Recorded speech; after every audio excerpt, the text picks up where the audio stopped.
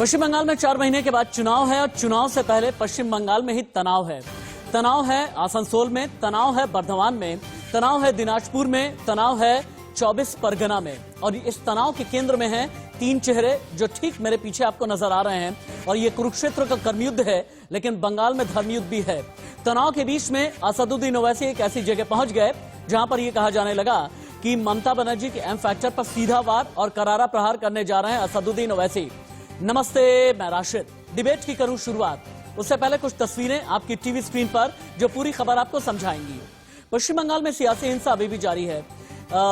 आसनसोल से लेकर के बर्धमान तक ये हिंसा चल रही है, लेकिन कुरुक्षेत्र के इस कर्मयुद्ध में धर्म भी है।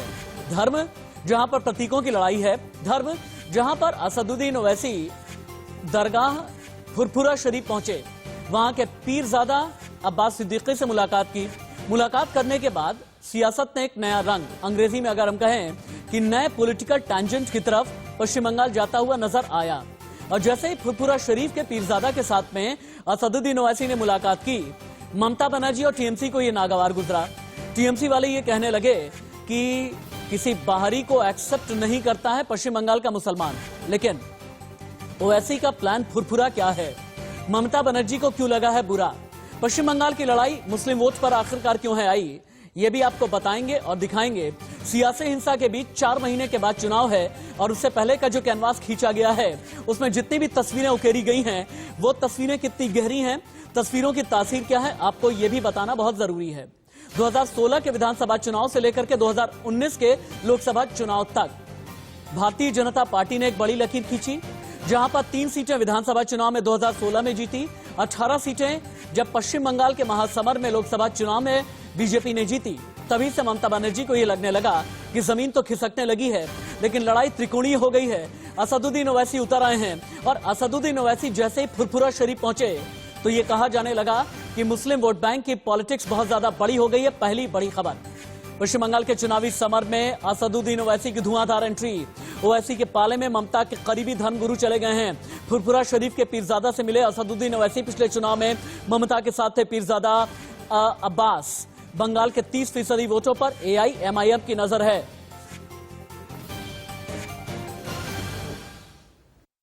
आपके साथ खड़ी है। वो जो काम कर रहे हैं वो एक हिस्टोरिकल काम कर रहे हैं, बल्कि फुरफुरे शरीफ की अगर आप तारीख देखेंगे तो उन्होंने अपने बुजुर्गों की जिंदगी जो उनके लिए हमारे लिए एक मशाले राह है, उस राह पर अब्बास सिद्दीकी साहब चल रहे हैं। हम उनके काम में उनका साथ देंगे।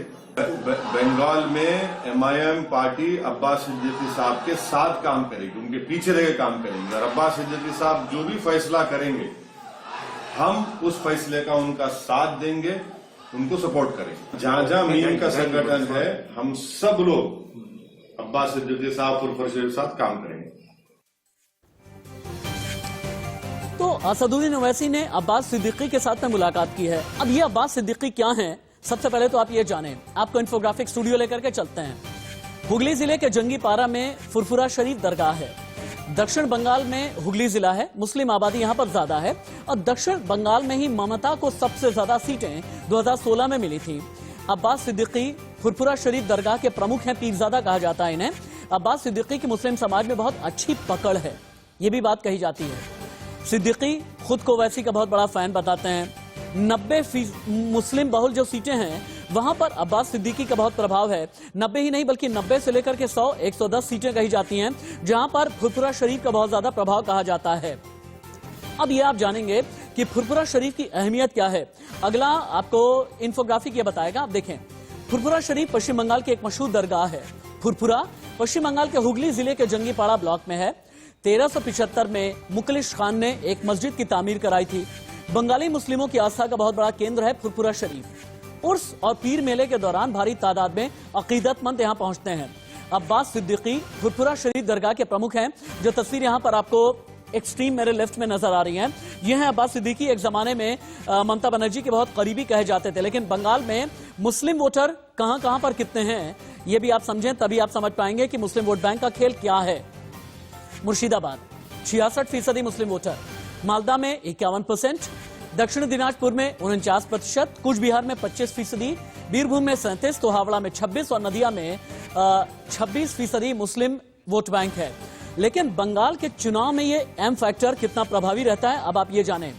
बंगाल में कुल विधानसभा सीटें हैं 294, जिन पर नजर है बीजेपी की, एआईएमआईएम की, टीएमसी की, लेफ्ट की, कांग्रेस की। 110 सीटों पर मुस्लिम वोटर बहुत निर्णायक भूमिका में हैं। 16 जिले ऐसे हैं जहां 10% से ज्यादा मुस्लिम वोटर्स की आबादी है। 46 सीट पर 50% मुस्लिम वोटर हार और जीत तय करते हैं। 16 सीट ऐसी हैं जहां पर 40 से 50% मुस्लिम वोटर्स हैं। 33 सीटें ऐसी हैं पश्चिम बंगाल में जहां 30 से 40% मुस्लिम वोटर्स हैं और 50 सीट ऐसी हैं जहां पर 20 से 30% मुस्लिम वोटर्स हैं। और एआईएमआईएम ने मुस्लिम बहुल क्षेत्रों में सक्रियता बढ़ाई है। लेकिन आखिरकार प्लान फुरफुरा से किसका फायदा, किसका नुकसान? फुरफुरा अगर गए हैं तो क्यों ये लगने लगा है टीएमसी को कि उसकी जमीन खिसक रही है? और क्या त्रिकोणीय लड़ाई में इस वक्त पश्चिम बंगाल में ममता बनर्जी फंस गई हैं? डिबेट को ओपन कर देते हैं और ये देखते हैं कि पश्चिम बंगाल की लड़ाई क्यों ये कहा जा रहा है कि मुस्लिम वोटर्स पर आ गई है। इंट्रोड्यूस कर देता हूं जितने भी गेस्ट मेरे साथ अगले 1 घंटे जुड़े रहेंगे। प्रियंका टिब्रेवाल प्रवक्ता है भारतीय जनता पार्टी की, बादल देवनाथ टीएमसी सपोर्टर हैं, सुनील चोपड़ा नेता सीपीआई, एसके दत्ता बंगाल मामलों के जानकार, प्रेम कुमार राजनीतिक विश्लेषक। बादल देवनाथ जी, पहला सवाल आपसे। कहा यह जा रहा है कि 90 से 100 ऐसी सीटें हैं जहां पर मुस्लिम वोटर्स का प्रभुत्व है और प्रभाव कहा जाता है। फुरफुरा शरीफ की दरगाह पर असदुद्दीन ओवैसी पहुंच गए। एक जमाने में नंदीग्राम सिंगूर आंदोलन के जनक में अगर जमीन में कोई शामिल रहा है, फुरफुरा शरीफ के दरगाह से जुड़े लोग शामिल रहे हैं। और अगर ये ममता बनर्जी से खिसक करके ओवैसी के साथ में चले जाएंगे तो क्या लगता नहीं जमीन हिल गई है टीएमसी की? सर, पहले तो आपका गुड मॉर्निंग, सबको मैं मानता हूँ। और आपका जो सवाल है क्या ये ओवैसी और अब्बास सिद्दीकी मेरा छोटा भाई है और मैं उनका मस्जिद में भी गया, वहां पर मस्जिद में वो मुझे भी भात खिलाया मस्जिद में। और अब्बास सिद्दीकी के साथ 2 दिन से मेरा रिलेशन है, वो भी जानते हैं, मैं भी जानता हूँ। हाँ। तीसरा बात है ओवैसी है, ओवैसी का मैं आगे पहले भी बताया, ओवैसी वो हिंदू मुस्लिम है और हाँ। बंगाल में अब्बास सिद्दीकी वो बंगाली मुस्लिम है। और ये शिया और सुन्नी का बात है। वैसे वो इंडिया लीडर है, वो मस्जिद में गया है, इससे कोई प्रॉब्लम नहीं है। और बंगाल में जितना बंगाली मुस्लिम है वो लोग जानते हैं, वो हिंदीभाषी मुस्लिम, उसका प्रॉब्लम वो उसको वोट देने से यहाँ पर फायदा किसका होगा। और यहाँ का बंगाल का मुस्लिम है वो लोग। बादल देवनाथ जी, इतना बांटते क्यों हैं आप? इतना बांटते क्यों हैं? मैंने तो सिर्फ एक पीरजादा की बात की, मैंने अब्बास सिद्दीकी की बात की, मैंने असदुद्दीन ओवैसी की बात की, लेकिन आप पश्चिम बंगाल में बंगाली मुस्लिम, गैर बंगाली मुस्लिम की बात कर गए, आप शिया मुस्लिम, सुन्नी मुस्लिम की बात कर गए, आप बरेलवी और देवबंदी की तरफ भी इशारा कर गए। ये क्या है? कितना बांटेंगे अभी 4 महीने में और कितना बंटवारा होगा? हो गया ना, आपका सवाल तो हो गया। पहले तो सुन लीजिए सर, मैंने तो आपको गुड मॉर्निंग कहा, आहिस्ता धीरे धीरे कहिए ना। पाकिस्तान नहीं sir, a very good morning to you and I wish you all the best for upcoming future. लेकिन उसके बावजूद भी मैं यही पूछूंगा, ये बंटवारा क्यों? Please allow me only 30 second. Pakistan में क्या होता है, देखिए आज इसका मस्जिद में बम विस्फोट होता है, दूसरा वो शिया का मस्जिद में बम विस्फोट बांग्लादेश में होता है, ऐसा होता है। ये इसका वो जो है ऐसा वो होता है। लेकिन मैं इस समय मैं नहीं जानना चाहता हूँ, फिर भी मैं बोल रहा हूँ, आपका अनुरोध पढ़ने का बात नहीं कर रहा हूँ। अब्बास सिद्दीकी के पास वो गया है, अब्बास सिद्दीकी हम लोग के साथ है और अब्बास सिद्दीकी के साथ जितना धर्मीय गुरु है बंगाल में, वो काल भी रात 11-12 बजे का मेरा साथ बात हुआ है। और वो लोग ममता बनर्जी को ममता बनर्जी पर हैट्रिक कर रहे हैं, ये आप जान लीजिए। देश तो मैं आप ये कह रहे हैं कि अब्बास सिद्दीकी आपके छोटे भाई हैं, आप ये भी कह रहे हैं कि अब्बास सिद्दीकी, आपका इशारा यह है कि अभी भी ममता बनर्जी के साथ में हैं। आपका इशारा यह है कि जैसे सिंगूर और नंदीग्राम आंदोलन के वक्त में अब्बास सिद्दीकी और फुरफुरा शरीफ ने ममता बनर्जी को सपोर्ट किया था, वो सपोर्ट अभी भी है। लेकिन अब्बास सिद्दीकी ने पिछले दिनों ये कहा है, न जाने एक नहीं बल्कि कई बार, कि पश्चिम बंगाल में के मुसलमानों की बेहतरी आप लोगों की सरकार से हो नहीं पाई। प्रियंका टिब्रेवाल को लेकर के आते हैं इन सभी खबरों के बीच में। प्रियंका जी, ओवैसी के बारे में सिर्फ पश्चिम बंगाल ही नहीं, यूपी से लेकर के बिहार तक, हैदराबाद से लेकर के कर्नाटक तक, कश्मीर से लेकर के कन्याकुमारी तक एक ही बात कही जाती है कि ये भारतीय जनता पार्टी की बी टीम है।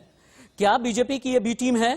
और ये वाकई में प्लांट किया जा रहा है कि मुस्लिम वोटर के ध्रुवीकरण को पूरी तरह अपनी तरफ मोड़ लीजिए, ताकि मुस्लिम वोटर जो एक जमाने में कांग्रेस के साथ में थे, बाद में लेफ्ट के साथ में गए, फिर ममता बनर्जी के साथ में आए, तो ममता बनर्जी की जमीन को खिसकाना है और असदुद्दीन ओवैसी को बढ़ाना है। देखिए, हम किसी के बोलने पर उनका मुंह बंद करने में अपना समय व्यर्थ नहीं करते। हम डेवलपमेंट के लिए काम करते हैं और उसी में बिलीव करते हैं। मगर आज की डिबेट शुरू करने से पहले मैं 2 पंक्तियां कहना चाहूंगी कि करता था तो क्यों किया और अब करे क्यों पछताए, बोया पेड़ बबूल का तो आम कहां से पाए। तो अभी बादल साहब कह रहे थे दाल खाते हैं, चावल खाते हैं, उनके घर जाते हैं। भाई आप दाल खाइए, चावल खाइए, जिसके घर जाना है जाइए, लेकिन ये जो विभाजन की राजनीति आप हमेशा करते आए हैं, पहले हिंदू मुसलमान का विभाजन करने की कोशिश की, फिर आपने मुसलमानों को ज्यादा प्रायोरिटीज देने की कोशिश की, हिंदुओं को नीचे गिराने की कोशिश की। जब इसमें भी असफल रहे, तब अभी आपने क्या किया? अभी आपने कहा हिंदी भाषी और बांग्ला भाषी ये करने की कोशिश की, उसमें भी असफल रहे। तो अब ये देखिए कि ये मुसलमानों का भी विभाजन कर रहे हैं, सिया सुन्नी दिखा रहे हैं, कह रहे वो हिंदू मुसलमान है, वो बंगाली मुसलमान है। अरे शर्म कीजिए, शर्म कीजिए, दुनिया देख रही है, शर्म कीजिए। अरे इतना डर क्यों है? ये डेमोक्रेसी है। जब हम नहीं डर रहे, आपकी जो विभाजन की राजनीति है उसको हमने बर्दाश्त किया, हमें तकलीफ नहीं है। कोई ओवैसी लड़े या फुरफुरा शरीफ लड़े, लड़ने दीजिए, डेमोक्रेसी है, सब लड़ सकते हैं। आपको डर क्यों है? ये कैसी राजनीति की आपने? अगर लोगों के लिए काम किया होता तो डर नहीं होता। 10 साल मिले थे आपको, हमें तो 10 साल नहीं मिले, फिर भी हमें डर नहीं। आपको डर क्यों है? ठीक है, 70% पे विश्वास नहीं, 30% को लेके इलेक्शन लड़ना चाहते हैं। ओके, ठीक है, ठीक है। हाँ, तो देना चाहता हूँ। हाँ, जल्दी रिपोर्ट करें, मुझे एसके दत्ता के पास भी जाना है, जल्दी, बहुत जल्दी। बादल देवनाथ जी। प्रियंका जी, पहले तो मैं आपका सीनियर हूँ, सनम जब कहिएगा तो समझ के कहिएगा, किसी को चोट मार, दिल में चोट ना मर जाए, और डिबेट कीजिए, सब अच्छा लगता है। मैं अपमान बता, असम्मान नहीं, मैं नहीं करता हूँ। डेवलपमेंट का बात कहा है, मैं 2 पॉइंट बताऊंगा। डेवलपमेंट बात है, यह भाजपा सेंट्रल गवर्नमेंट ने ममता बनर्जी को 20 से 25 प्रोजेक्ट के ऊपर सर्टिफिकेट दिया। ममता बनर्जी सरकार को पूरे देश के अंदर आपका काम है। प्रियंका जी बादल जी एक दूसरे को ओवरलैप नहीं करेंगे, होल्ड, एक दूसरे को ओवरलैप नहीं करेंगे, शाब्दिक उग्रवाद में नहीं जाएंगे हम। शांति, शांति। पश्चिम बंगाल मांगे शांति, डिबेट मांगे शांति, शांति, शांति। बाकियों के लिए भी मुझे डिबेट ओपन करना है, डिबेट का एक डेकोरम होता है। नो, नहीं, बादल जी, बादल देवनाथ जी, सविनय निवेदन हाथ जोड़ करके, बाकियों के लिए भी मुझे डिबेट को ओपन करने दें। एसके दत्ता, असदुद्दीन ओवैसी ने बिहार में खेल बिगाड़ा तेजस्वी यादव का, ओवैसी यूपी में खेल बिगाड़ना चाहते हैं, बाकी जितनी भी वो ताकतें हैं अपने आप को जो सेक्युलर कहती हैं, ओवैसी बाकी महाराष्ट्र में भी कई ऐसे लोगों का खेल बिगाड़ते हैं जिनमें कांग्रेस और एनसीपी का वोट बैंक शामिल होता है। पश्चिम बंगाल में ओवैसी किसका खेल बिगाड़ेंगे, किसका बनाएंगे? देखिए, सबसे पहले तो आप सबको नमस्कार करता हूं, और आपने बहुत ही इम्पोर्टेंट सवाल पूछा है। खेल तो उनकी बिगड़ती है जिनकी कोई उपलब्धि नहीं है, खेल उनकी बिगड़ती है जो माँ माटी मानुष के नाम पे रक्तपात मचाते हैं। हाँ। खेल उनकी बिगड़ती है जो जिनके नेशनल इंडेक्स में सारे पैरामीटर्स में अव्वल नंबर के जगह पे निगेटिव पैरामीटर्स हैं। कौन से पैरामीटर्स हैं एसके दत्ता? एक बार रोशनी डालें, क्योंकि आपकी बात मैं बादल देवनाथ जी के पास लेकर के जाऊंगा। पैरामीटर्स कौन से हैं? जी, मैं आ रहा हूँ, उसी पे आ रहा हूँ। नेशनल हेल्थ इंडेक्स के हिसाब से मुस्लिम मोर्टेलिटी रेट वेस्ट बंगाल में 1 ऑफ द लोएस्ट है इंडिया में। फिर नेशनल हेल्थ इंडेक्स के हिसाब से ही आप अगर देखेंगे तो पॉवर्टी लेवल मुसलमानों का बंगाल में 1 ऑफ द हाईएस्ट है बंगाल में। ठीक है। उसके साथ साथ आप अगर नेशनल इंडेक्स के हिसाब से एम्प्लॉयमेंट रेट के हिसाब से आप अगर देखेंगे, अनएम्प्लॉयमेंट मुस्लिम समुदाय में बंगाल में 1 ऑफ द हाईएस्ट है। फिर इसके साथ साथ आप अगर पॉवर्टी लेवल देखेंगे नेशनल इंडेक्स के हिसाब से, on the poverty alleviation programme जो नेशनल इंडेक्स में आता है हर साल, जो जारी होता है, उसके हिसाब से मुस्लिम समुदाय में पॉवर्टी लेवल बंगाल में 1 ऑफ द हाईएस्ट है पूरे हिंदुस्तान में। अच्छा। ममता दीदी 10 साल का शासन तो आपने किया है और आप मुसलमान करते रहे, पर मुसलमानों के लिए आपने किया क्या है, ये बहुत बड़ा सवाल है। बांग्ला में एक कहावत है, राखे कृष्णो मारे के, मारे कृष्णो राखे के।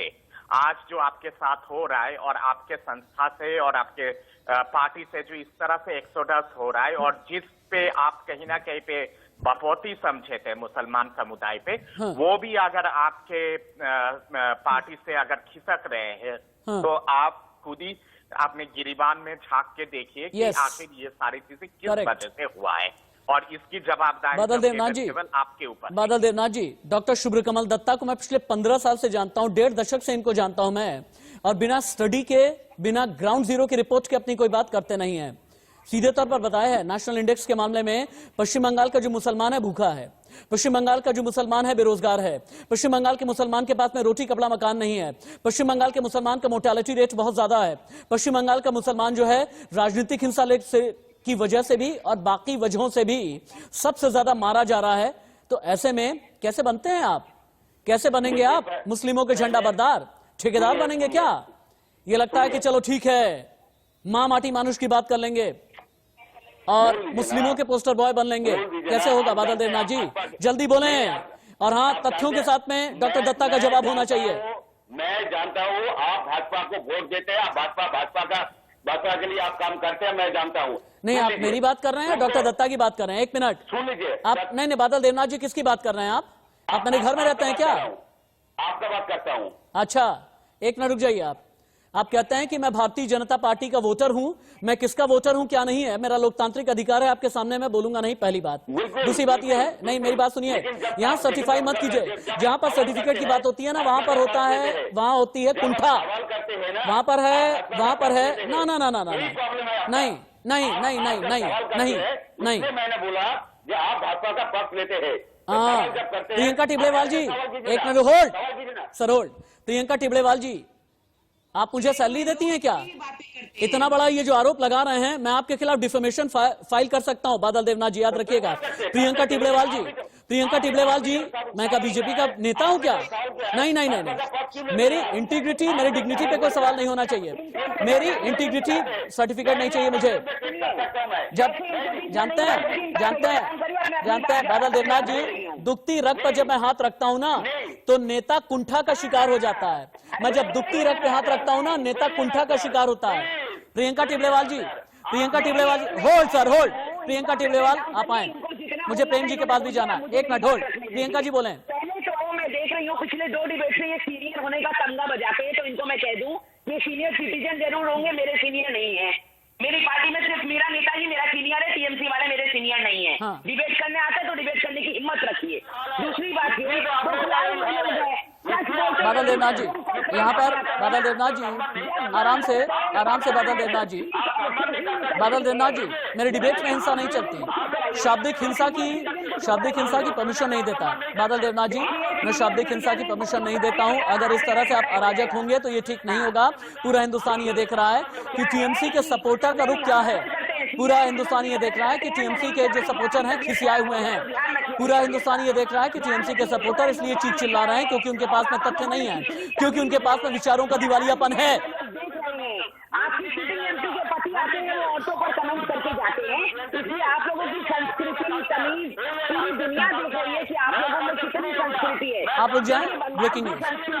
शाब्दिक हिंसा यहीं पर बंद होनी चाहिए, आवाज सारी नीचे की जाए, ब्रेकिंग न्यूज तुरंत ली जाए। पश्चिम बंगाल में अलग अलग जगह पर 2 बीजेपी नेताओं पर हमला हुआ है। बीजेपी की पश्चिम बंगाल राज्य समिति के एक मेंबर समेत पार्टी के 2 नेताओं पर अलग अलग जगह तृणमूल कांग्रेस के संदिग्ध लोगों ने कथित रूप से हमला किया। आसनसोल में कृष्णेंदु मुखर्जी के घर के समीप ही उनकी कार पर बंदूकधारियों ने गोली चलाई, लेकिन हमलावर गाड़ी का दरवाजा खोलने में नाकाम रहे, जिसकी वजह से कृष्णेंदु की जान बच गई। मालदा जिले के रतुआ में बीजेपी के स्थानीय नेता हैं, साबिक अली उनका नाम है, गोली चलाई गई, घायल हो गए।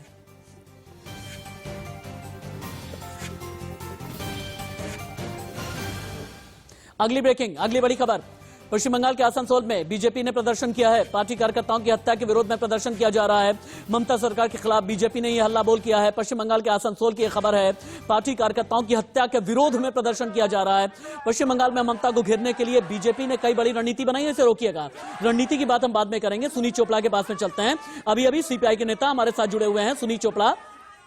सुनील जी, जिस लेफ्ट ने 34 साल तक पश्चिम बंगाल में शासन किया, जिस लेफ्ट ने पश्चिम बंगाल को अपनी पहचान बनाई, जिन वामपंथियों की वजह से कहा यह जाता है कि पश्चिम बंगाल में प्रतीकों की राजनीति शुरू हुई, आज वह हाशिए पर क्यों है? ममता के सामने ठहर नहीं पा रहे, बीजेपी के सामने ठहर नहीं पा रहे, ओवैसी के सामने ठहर नहीं पा रहे, मजबूर होकर के सीताराम येचुरी को यह कहना पड़ा है कि हम 2021 के विधानसभा चुनाव में भारतीय जनता पार्टी के वोटों को काटने का काम करेंगे। क्या लेफ्ट पश्चिम बंगाल में महज वोट कटवा है?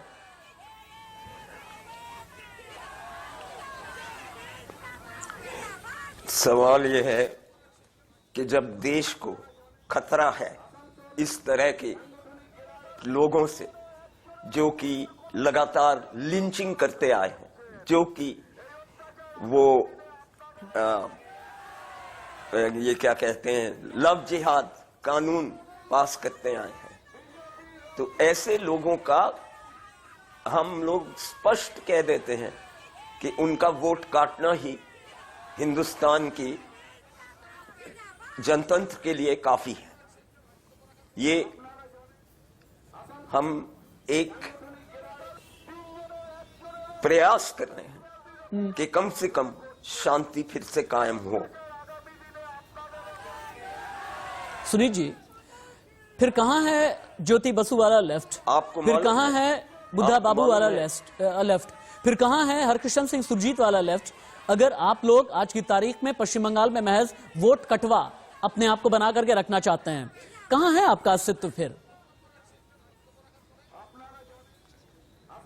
सवाल है हम वोट कटवा रहना नहीं चाहते हैं, लेकिन हम जरूर पश्चिम बंगाल को भाजपा के आतंकवाद से बचाना चाहते हैं।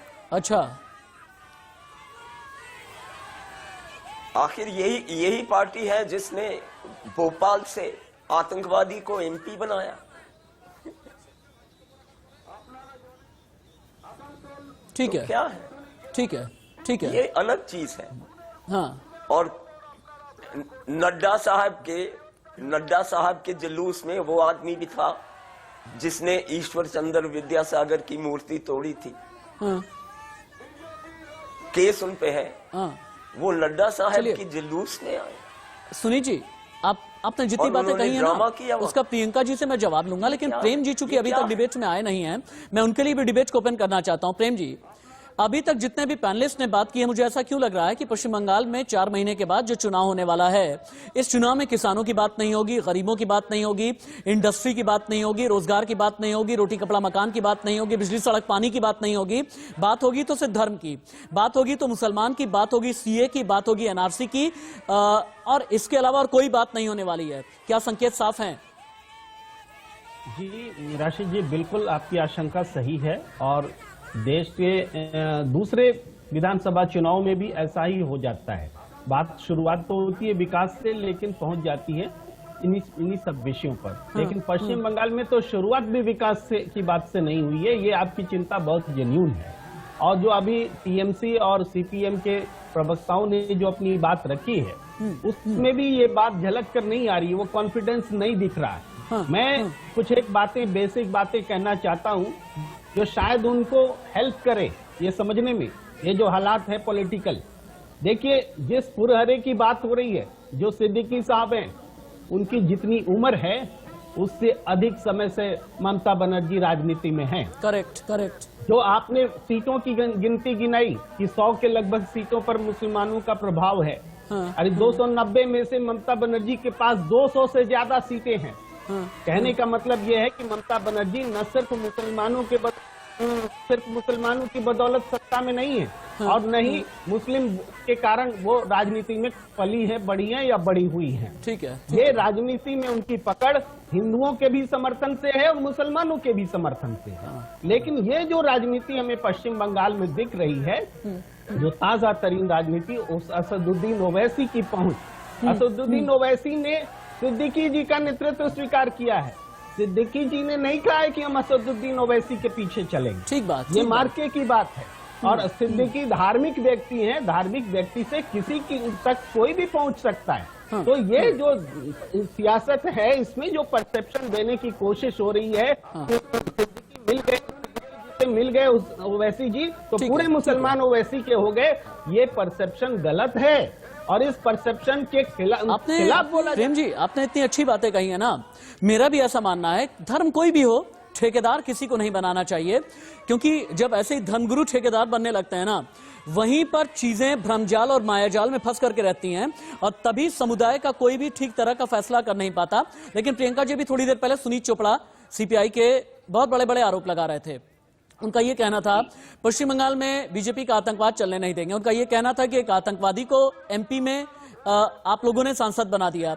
उनका यह कहना था कि पश्चिम बंगाल में बीजेपी की अराजकता नहीं चलने देंगे, गैर लोकतांत्रिक सरकार नहीं बनने देंगे। जवाब दीजिए।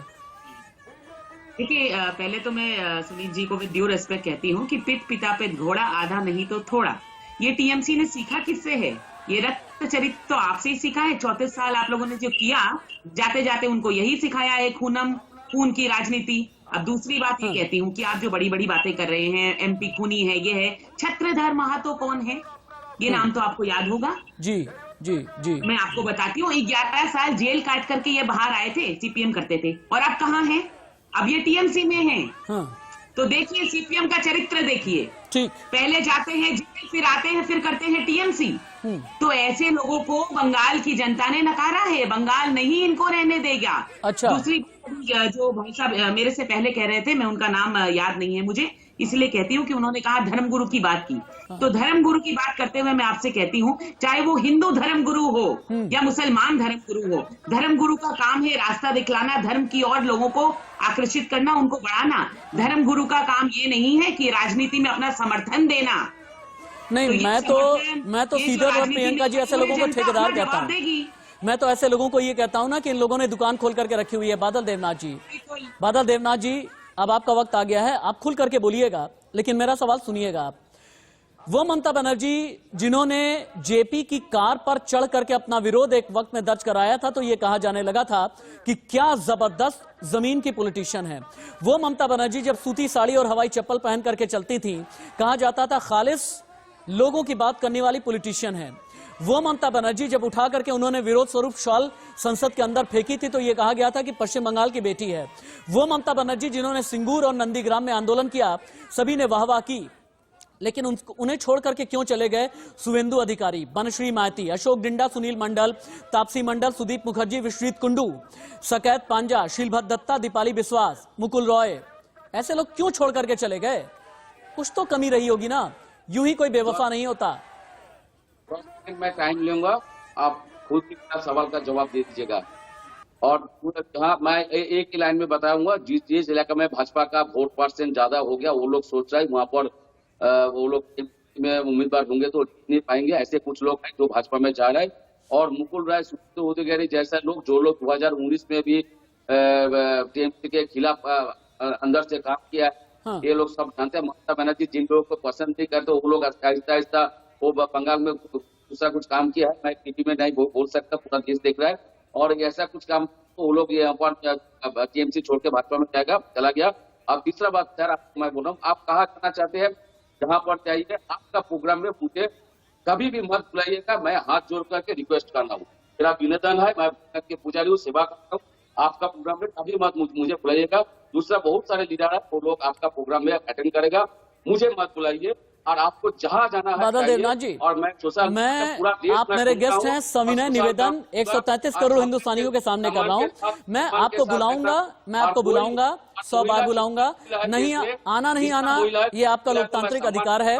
अगर आपको तीखे सवाल पसंद नहीं है तो आपका ये लोकतांत्रिक अधिकार है, आपका लोकतांत्रिक अधिकार है। और आप मेरे लिए सम्मानित हैं, लेकिन हाँ, मुझे सर्टिफाई मत कीजिएगा, मुझे बीजेपी का प्रवक्ता मत बोलिएगा। बस किसी को मैं अपमान नहीं करता। हर महिला के बच्चे मेरा घर कहते सब मुझे कहते हैं, और मैं किसी महिला कोई मुझे अपमान करे, मैं ये अच्छा लगता है। और मैं आपका हाथ जोड़ कर रिक्वेस्ट कर रहा हूँ, मैं इंडिया न्यूज का सब भाषा पढ़िए, इनका दिमाग पढ़िए, इनकी सोच पढ़िए। एक महिला इनको राजनीति में अपोज कर रही है तो इनको तकलीफ हो रही है, तो मत आया करिए डिबेट पर, मत आया करिए। अगर एक महिला आपको अपोज कर रही है तो आपको नहीं, बादल जी भी आएंगे और प्रियंका जी भी आएंगी, ऐसा मत बोलिए ना, ऐसा मत बोलिए। बादल देवनाथ जी भी आएंगे और प्रियंका जी भी आएंगी, टीएमसी के नेता भी आएंगे। और अगर टीएमसी के नेता नहीं आते हैं तो हम तो यही मानेंगे ना, हम तो यही मानेंगे कि तीखे सवाल आप लोगों को पसंद शायद नहीं है, शायद तीखे सवाल पसंद नहीं है। मैं तो बार बार इनवाइट करता रहूंगा, बार बार आपको बुलाता रहूंगा, हाथ जोड़ करके बुलाता रहूंगा। मैं तो ममता बनर्जी को भी बुलाऊंगा, मैं तो अभिषेक को भी बुलाऊंगा। मैं तो चाहूंगा टीएमसी के जितने बड़े नेता हैं आए और आकर के इंटरव्यू दें। हाँ, no hard feelings, no harsh feelings. TMC का चरित्र कि एक औरत बोल रही है तो उनको अपोज करने पर इनको डिफिकल्टी हो रही है। अरे आप बात का जवाब बात से दीजिए। मैंने बादल देवनाथ जी ने अपना फ्रेम जो है अपने चेहरे की बजाय कहीं और कर दिया है। ये बादल देवनाथ जी ने, हाँ, बादल देवनाथ जी शायद तीखे सवाल नहीं सुन पाए। बादल देवनाथ जी सर्टिफाई तो कर रहे थे, लेकिन टीएमसी के नेता ने अभी फिलहाल के लिए डिबेट से अपना नाता तोड़ा है। क्या इसका मतलब हम ये समझें कि उन्हें तीखे सवाल पसंद नहीं है?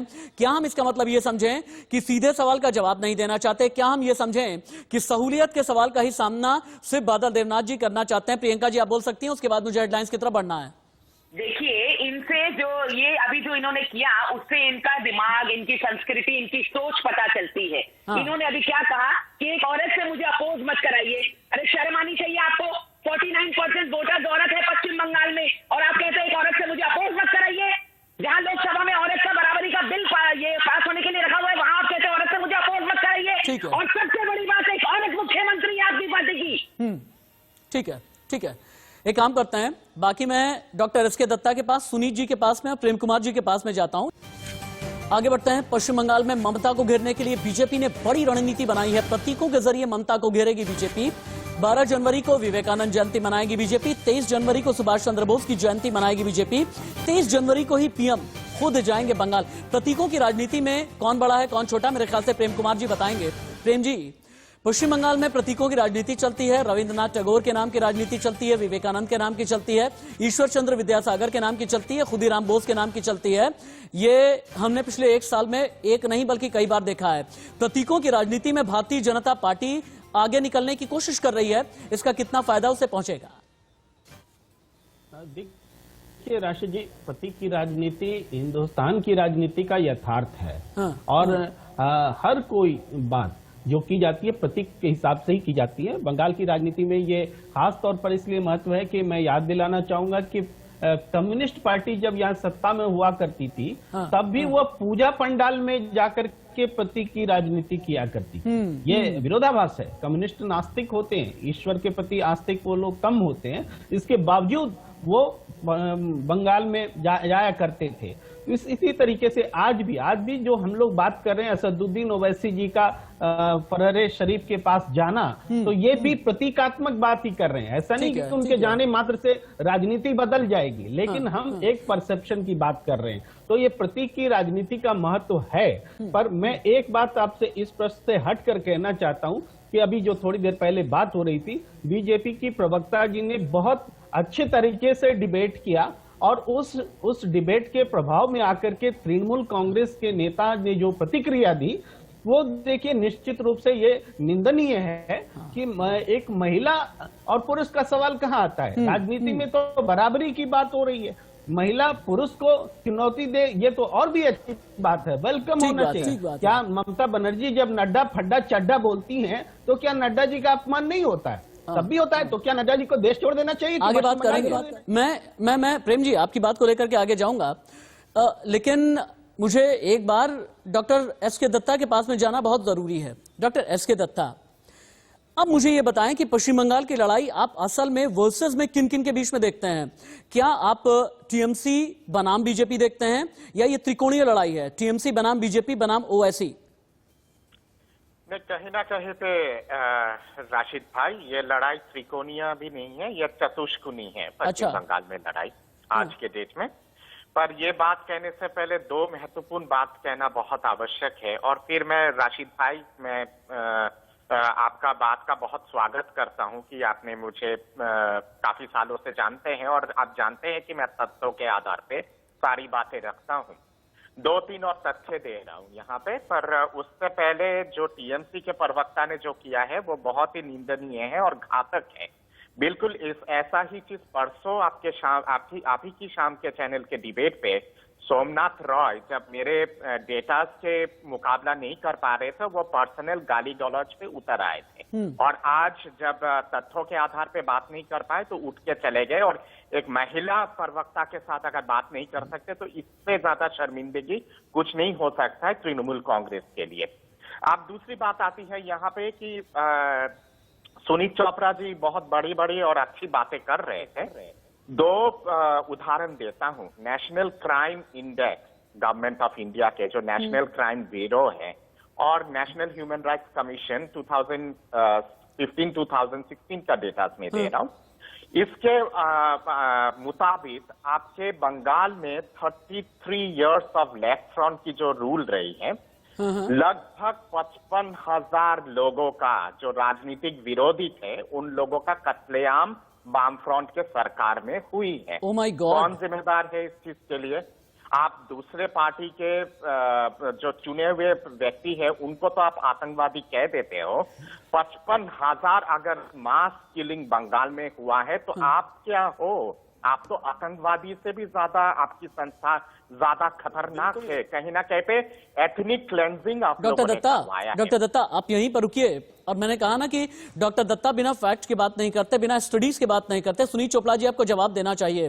पश्चिम बंगाल के रक्त चरित्र में अगर जमीन किसी ने तैयार की है नरसंहार की, तो लेफ्ट फ्रंट ने तैयार की है। और 34 साल के शासन में 55,000 लोगों का नरसंहार हुआ है। ये स्टडी डॉक्टर दत्ता बोल रहे हैं। सुनीत चोपड़ा आप जवाब दें। नहीं, ऐसा नहीं है। अगर आप स्टडी करेंगे, मुझे मालूम है क्योंकि लेफ्ट फ्रंट के आने से पहले मेरे अंकल वेस्ट बंगाल के गवर्नर थे, और वो क्यों छोड़ के गए? वो इसलिए छोड़ के गए कि सिद्धार्थ शंकर रे ने उस वक्त कहा था कि आप हमें ब्लैंक वारंट्स दे दो। और उसके बाद हमने धर्मवीरा की सरकार देखी जहां पर ये सारे अत्याचार हुए हैं। सो आप इतनी आसानी से लेफ्ट पर ये मत डालिए कि वो रिजाइन करके चले गए। उस पे नहीं जा रहा हूँ। मैंने बाकायदा 2 डॉक्टर दत्ता एक बात सुन लेते हैं। डॉक्टर दत्ता, मैंने डॉक्टर दत्ता एक बात सुनीत चोपड़ा को पूरी तरीके से सुन लेते हैं। एक बार हाँ ठीक है।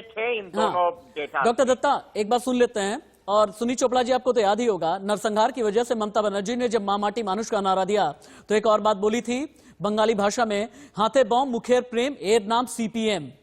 इसी के साथ में सत्ता में आई थी ममता बनर्जी। सुनीत जी अपनी बात आगे बढ़ाएं आप। देखिए, मेरा ये कहना है, नारे कोई भी हो, नारे कोई भी हो, मुख्य चीज हमारे सामने ये है कि आज जैसे हमने कोई हालात नहीं देखे जहां पर गवर्नमेंट एजेंसीज का इस्तेमाल करके आप पॉलिटिकल लीडर्स को अपनी पार्टी से हटा के बीजेपी में ला रहे हैं। ये सब जानते हैं। They use CBI, they use all these bodies, they use enforcement directorate. कौन कहता है they don't use it? They use it everywhere.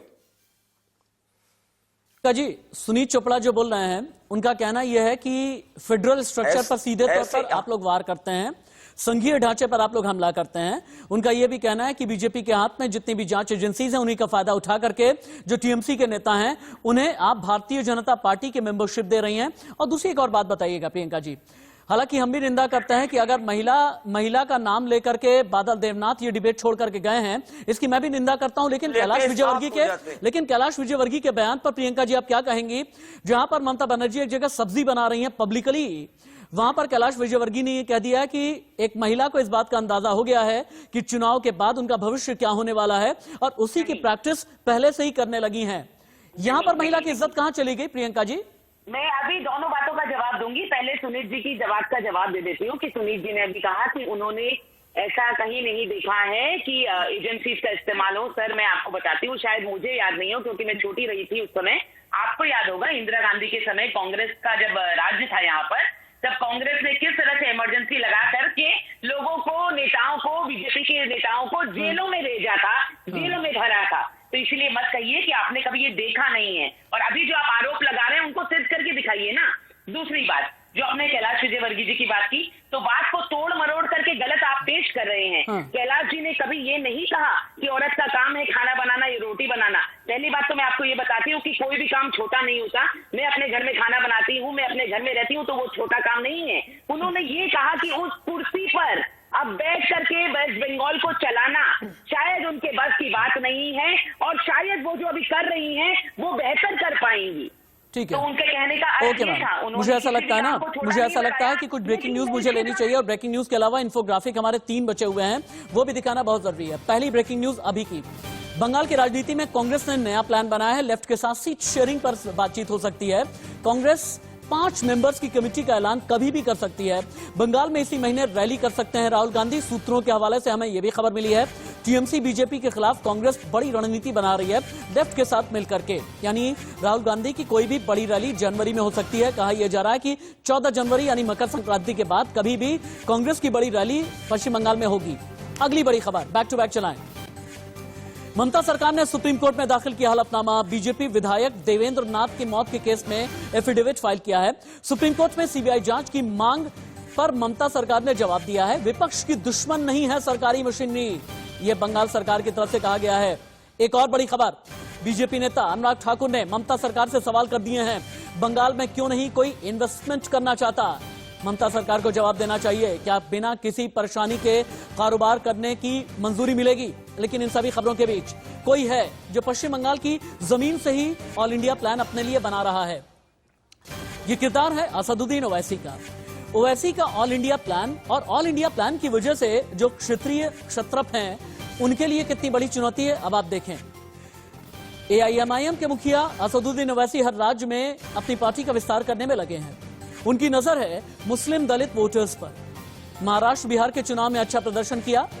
Bengal में फुरफुरा शरीफ के अब्बास सिद्दीकी को अपने साथ में ले लिया। यूपी में ओम प्रकाश राजभर को साथ लेने की कोशिश है। गुजरात में बीटीपी के साथ चुनावी समझौता कर लिया है। महाराष्ट्र में एआईएमआईएम वंचित बहुजन अघाड़ी का हिस्सा है। हैदराबाद नगर निगम में एआईएमआईएम ने अच्छा प्रदर्शन किया है और 2020 में बिहार में एआईएमआईएम के 5 विधायक जीते। अब ओवैसी ने ऐलान कर दिया है, हर राज्य में हम चुनाव लड़ेंगे। अगला इन्फोग्राफिक, ममता बनर्जी के अब्बास सिद्दीकी आखिरकार आज की तारीख में ओवैसी के लिए इतने उनके फैन क्यों हो गए हैं। ममता बनर्जी को सत्ता तक पहुंचाने में अब्बास की बड़ी भूमिका है। सिंगूर नंदीग्राम आंदोलन में अब्बास सिद्दीकी की बड़ी भूमिका है। लेफ्ट सरकार के दौरान ममता ने सिंगूर नंदीग्राम आंदोलन किए। लंबे वक्त से सिद्दीकी ममता बनर्जी के करीबियों में से एक रहे हैं। कुछ महीनों से अब्बास ने ममता के खिलाफ मोर्चा खोल रखा है। सिद्दीकी ने ममता सरकार पर मुस्लिमों की अनदेखी का आरोप लगाया और बंगाल की करीब 100 सीटों पर फुरफुरा शरीफ दरगाह का प्रभाव है। प्रेम कुमार जी, 1998 में जब ममता बनर्जी ने अपनी पॉलिटिकल पार्टी बनाई, तब से लेकर के अब तक सियासी उदय हुआ। ये उदय अस्त होने की तरफ बढ़ता नजर आ रहा है। ऐसा क्या है कि ममता बनर्जी का साथ अपनों ने छोड़ा, ममता बनर्जी का साथ अब्बास सिद्दीकी जैसे लोगों ने छोड़ा। ऐसा क्या है कि सिंगूर नंदीग्राम आंदोलन की वो जो गर्मी थी, या यूं कहें वो जो तपिश थी, वो अब ठंडी पड़ती नजर आ रही है लगभग 1 दशक के अंदर ही। देखिए राशिद जी, न तो ये बात सही है कि अब्बास सिद्दीकी ने ममता बनर्जी का साथ छोड़ा या साथ थे। सिद्दीकी कोई धार्मिक व्यक्ति, उनका साथ छोड़ना या साथ रहने की बात नहीं है। दूसरी बात, आप जो सिंगूर आंदोलन से बातों को रख रहे हैं, तो सिंगूर आंदोलन एक पॉलिटिकल आंदोलन था और मार्क्सवादी कम्युनिस्ट पार्टी या लेफ्ट की जो सोच है, जो प्रो आंदोलनकारी जो सोच है, वो खुद जब प्रो आंदोलन के खिलाफ खड़ी हो गई तो पूरी जनता ने ममता बनर्जी का साथ दिया और प्रो आंदोलन के पक्ष में उनको साथ दिया। तो ये भी कोई धार्मिक नहीं है कि कोई धार्मिक समूह ने समर्थन कर दिया और ममता बनर्जी का आंदोलन सफल हो गया। ये मजदूरों का समर्थन था जो कि लेफ्ट से हट करके टीएमसी के पास इसलिए गया कि लेफ्ट ने अपनी ही विचारधारा, आंदोलन करने की विचारधारा को त्यागने का काम किया था, इसलिए टीएमसी के पास में नाराज होकर लोग गए थे। ये पॉलिटिकल सवाल है। और आज भी ऐसा नहीं हुआ है कि ममता बनर्जी की जमीन खिसक गई है। ये हवा तो पिछले चुनाव में भी हुआ था, 2014 के बाद हुआ पश्चिम बंगाल में चुनाव, और ममता बनर्जी भारी बहुमत से जीत के आई। अब दिल्ली में भी ये हवा फैलाई गई कि अरविंद केजरीवाल हार रहे हैं, लेकिन अरविंद केजरीवाल तगड़े बहुमत से जीत के आए, बीजेपी का कुछ नहीं कर सकी। पिछले 13 चुनाव में 11 में बीजेपी की हार हुई है। तो ये परसेप्शन नहीं है कि प्रेम जी, अब मैं आपको ग्राफिकल इनपुट के जरिए दिखाता हूं मैंने क्यों कहा कि पश्चिम बंगाल में ममता बनर्जी की जमीन खिसक गई है। मैंने क्यों ये कहा, एक जमाने में जिस ममता बनर्जी ने सोमनाथ चैटर्जी जैसे दिग्गज कद्दावर को हराया था, आज पश्चिम बंगाल में उनके लिए वोटों की लड़ाई बहुत बड़ी चुनौती हो गई है। ये जानने के लिए अब आपको पिछले लगभग 6 साल में पश्चिम बंगाल की सियासत ने कितनी करवट बदली है ये आपको दिखाते हैं। आधा दशक पश्चिम बंगाल में कुल 294 विधानसभा सीटें हैं। 2016 विधानसभा चुनाव में टीएमसी को 211 सीटें मिली, लेफ्ट को 33, कांग्रेस को 44 और बीजेपी को मिली मात्र 3 सीटें। 2019 के लोकसभा चुनाव में बीजेपी ने शानदार प्रदर्शन किया। 2019 लोकसभा चुनाव में टीएमसी का वोट शेयर रहा 43.3%, लेकिन इसी लोकसभा चुनाव में बीजेपी का वोट प्रतिशत 40.3% रहा। 2019 लोकसभा चुनाव में बीजेपी को पश्चिम बंगाल में सीटें मिली 18, 3 विधानसभा चुनाव में मिली थी, लोकसभा में मिली 18। बीजेपी को कुल जो वोट मिले 2,30,28,343 वोट मिले। 2019 में ही टीएमसी को 2,47,56,985 वोट मिले। क्या यह आंकड़ा डॉक्टर दत्ता ये बताता नहीं कि वाकई में जमीन खिसक गई है पश्चिम बंगाल में ममता की? बेशक कहीं ना कहीं तो जमीन खिसक गई है ममता दीदी की, और उसके पीछे मैंने कहा कि तथ्य हैं और बहुत सारे आधार हैं। आप जिस तरह से माँ माटी मानुष की नारा लेके आप आए थे, और उसके बाद जिस हिसाब से बर्बरतापूर्ण आपके सरकार के दौरान कत्लेआम मचा है बंगाल में, गवर्नेंस के नाम पे मिस गवर्नेंस के सिवा कुछ नहीं है, टोलाबाजी, कटकट मानी और ये सारी चीजें हैं, तो कहीं ना कहीं पे, और उसके साथ साथ जो एक एपीसमेंट पॉलिसी आपने चलाया है, तो सारे चीजों के चलते ये सारी चीजें हुआ है, और उसके लिए आप खुद ही दोषी हैं इन सब। सुनील चोपड़ा जी, क्विक, क्या पश्चिम बंगाल में राशिद भाई मुझे और अच्छा बोलें अपनी बात पूरी कर लें। हाँ प्लीज बोलें। यहाँ पे दूसरी बात यहाँ पे ये भी आती है कि प्रेम जी एक बहुत महत्वपूर्ण बात कह रहे थे कि नंदीग्राम और छिंगुर में क्या हुआ था। मैं उनके बात से आंशिक रूप से सहमत हूँ कि हाँ, मजदूर जब छिटक गए थे वाम फ्रंट से, तो कहीं ना कहीं पे ममता बनर्जी का एक उफाम आया था बंगाल के राजनीति में, और वो वैक्यूम उन्होंने फुलफिल किया। पर आज के डेट में वही वैक्यूम दोबारा तैयार हुआ है, और 2019 से ये वैक्यूम तैयार हो रहा है, और लोगों को आप एक सक्षम विकल्प भारतीय जनता पार्टी में दिखाई दे रहा है, जिसके चलते आप एक्सोडस वहां पे हो रहा है। ममता दीदी आज के डेट में बाहरी और भीतरी के बारे में बात करती है, मतलब औरा और आमरा। अरे ममता दीदी, ये आप जरा बता दीजिए ना कि प्रशांत किशोर जिनको आप लेके आए हैं वो कहाँ के हैं? आप अगर मैं आउटसाइडर इनसाइडर की डिबेट को अगर मैं मान लूं, तो प्रशांत किशोर क्या कि उसके आपके परिभाषा के हिसाब से फिर आउटसाइडर नहीं है। रोहिंग्यास जो वहां से आ रहे हैं और आपके वोट बैंक बन गए हैं, वो तो उस पार के हैं, वो तो और भी बाहरी है। तो इसका भी तो जवाब देना होगा ना। ये सब झूठ है। भाईपो की सुनील चोपड़ा बोलेंगे। सुनील चोपड़ा, डॉक्टर दत्ता आपको जवाब देना चाहते हैं। सुनील चोपड़ा रिबर्ट करना चाहते हैं। सुनील जी बोलेंगे। हाँ, मेरा ये कहना है, डॉक्टर दत्ता एक बात सुन लें। इतने हैं नहीं। डॉक्टर दत्ता एक बात सुन लें। डॉक्टर दत्ता एक बात सुन लें। डॉक्टर दत्ता रोहिंग्या की कहानी इन लोगों ने बना के रखी है, और ये कहानी जो इन्होंने बना के रखी है, ये कहानी चलेगी नहीं, ये चलेगी नहीं। और आपने जितने अपराधी को बीजेपी में ले लिया है और लीडर बना दिया है, वो जनता को दिख रहा है और जनता वोट नहीं देगी। ठीक है, ठीक है। लेके रखा है अपराधियों। प्रियंका जी, प्रियंका जी, में। अब बात यह हो गई है बाहरी बनाम बंगाली, अपराधी है। बाहरी बनाम बंगाली की बात आपको बार बार मालूम है। ममता बनर्जी कर रही हैं। हालांकि हमारा ये मानना है कि देश संघीय ढांचे के आधार पर चलता है और कोई भी किसी राज्य में जा सकता है, कोई भी किसी राज्य में जाकर के अपना चुनावी कैंपेन कर सकता है। लेकिन अब देश ये जानना चाहता है कि पश्चिम बंगाल में मुख्यमंत्री का चेहरा फिर होगा कौन। गृहमंत्री अमित शाह ने पश्चिम बंगाल की सरजमी पर जाकर के ये बोला था, चेहरा कोई भी हो वो बंगाली होगा। क्या वो सौरभ गांगुली होंगे, क्या वो शुभेंदु अधिकारी होंगे, या कोई और होगा?